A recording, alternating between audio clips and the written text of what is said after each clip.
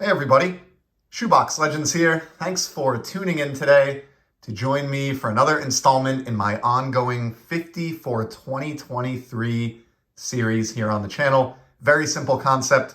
Made a list of 50 cards that I wanted to target the end of last calendar year, and I'm trying to see how far I can get through that list in 2023, trying to stay focused on that among my many other hobby distractions. So when we left off last, showed a beautiful 51 Bowman Monty Irvin, which brought us to 13 cards down in the list. And we are going to continue today with another gorgeous 51 Bowman. I did just have a handful of these on the list because I recognized it as a set that I love that wasn't represented nearly well enough in my collection. So here's the next one. So happy to unveil this. And just like the two cards that you see up in the background, and the reason they're in the background for today's video, this card and the next one that we're going to look at today were both funded by my sale recently of my 1958 Topps All-Star set. So let's take a look at the newest 51 Bowman and card number 14 off my 50 for 2023 list, Roy Campanella. What an image on this card. Personally, this is my favorite image on any Campanella card, as far as his playing day stuff goes anyway. Don't think you're going to find anything better than this.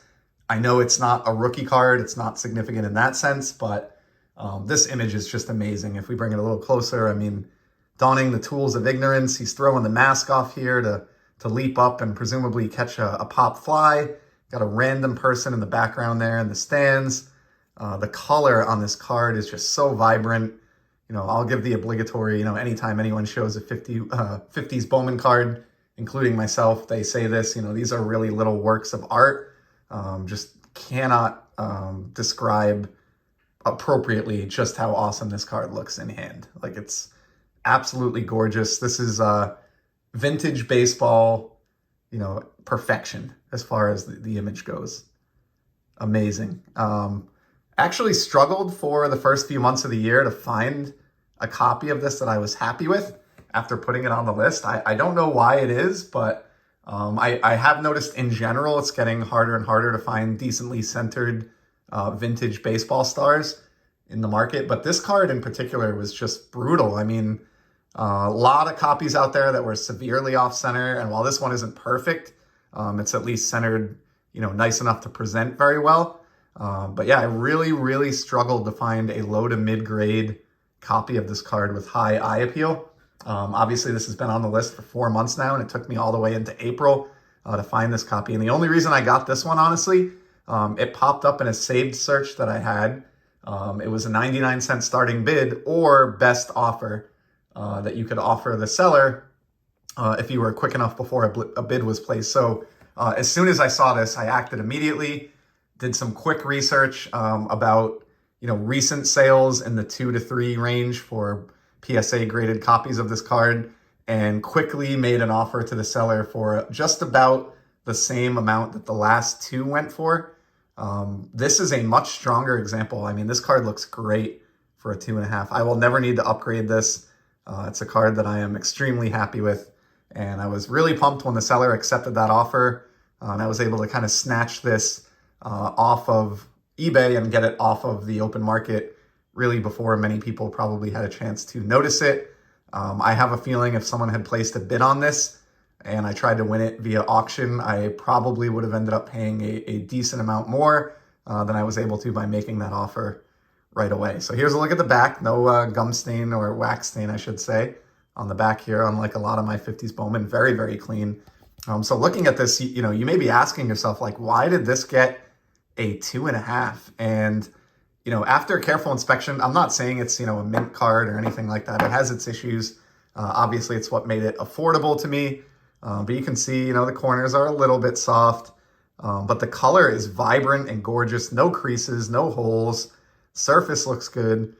Really, I think what knocked this one down, and you'll be able to make it out here, on the backstop here behind Campanella, just to his left, there's this little white dot or mark on the backstop. That is not a standard part of this image. That's like a print defect or some little white something that got on the card there. Now, that doesn't bother me because all the other attributes of this card make for a very strong looking 2.5 from PSA, and made this card affordable. And I am going to consider that, my own one-of-one copy. I've got the only 51 Bowman Roy Campanella that, where a baseball kind of hit off the backstop and left a mark, which you do see from time to time. So it doesn't bother me in the least, does not detract from the beauty of this card, and in fact is in a place where it doesn't even look out of place on the backstop there. So I was willing to make that sacrifice, to act quickly and get that beautiful, beautiful Roy Campanella card into the collection. So really happy to have crossed that one off my 50 for 2023 list. But today we actually have a 2-for-1 special. So I have a second card here off the list. This will be card number 15 in total.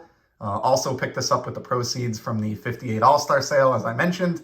And in this case, this is one of those items where I wasn't super specific. I gave myself a little bit of leeway with this item out of the list of 50. So the way that I think I had it on the list was a unique autograph. Just a unique or cool signed card that, is a fit for my collection, that is something you don't necessarily see every day or all the time. In my own personal opinion, I knocked it out of the park here. Again, let's just show the card, and then I'll get into some of the rationale. This is from the 1977 Top Set. It is a record breaker card for Minnie Minoso, becoming the oldest player to hit safely in a major league game, and it is autographed, of course, by Minoso in ballpoint pen, beautifully there, right between his photo and the nameplate along the top of the card. This is fantastic. I mean, this is a card that I have always been a fan of. I've talked a little bit about this recently, but I love record breaker, highlights, those cards that pay homage to a particular moment in the sport. And I've really been giving a lot of thought recently to collecting moments. And because of that, I've always been a fan of this one. So the gimmick here, Minoso is an old guy at this point, or an older guy. I should be careful there because I'm getting up there myself. But he broke into Major League Baseball right after integration. In fact, he played in the Negro Leagues, for those that don't know, migrated to Major League Baseball, wrapped up his playing career long before this. However, at the time, in the 70s, he was the manager for the Chicago White Sox. And as, I guess, sort of a shtick or publicity thing, they had him take some at-bats in the 1976 season. And I think he got maybe like 8 at-bats over the course of 3 games or something like that as like player manager. But in one of those at-bats, he managed to record a hit. And thus becoming, this is up for debate, but allegedly becoming the oldest player in Major League history to record a hit in an MLB game.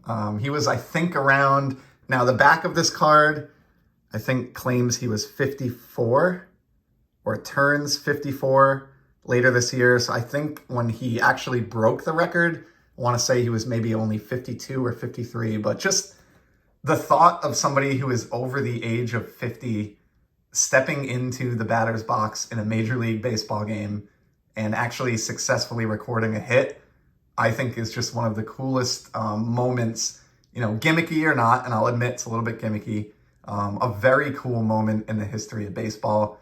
Aside from all that, and I'm not going to get into a breakdown of his career, but Minoso was an amazing player. I just think it's so cool that he played in both the Negro Leagues and Major League Baseball. This guy was a speedster, right up there with Willie Mays, credited for kind of bringing speed back into the game in the 50s.